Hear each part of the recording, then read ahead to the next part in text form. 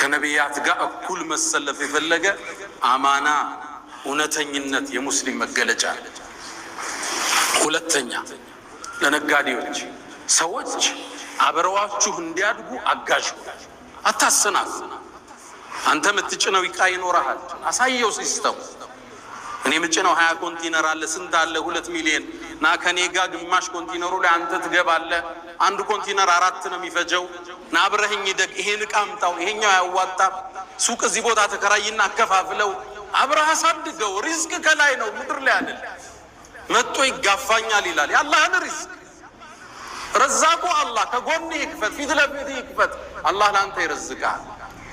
አስደንጋጩ ሁኔታ ግን አሁን ለንግድ ተመሳሳይ ስራ ይዘህ ከገባህ የኛዎች አብረው ከሌሎቹ ጋር ብር ይመደብብሃል። ያከሱ ከስራው እንድትወጣ መጥተህ እንዳትጋፋቸው ማለት ነው።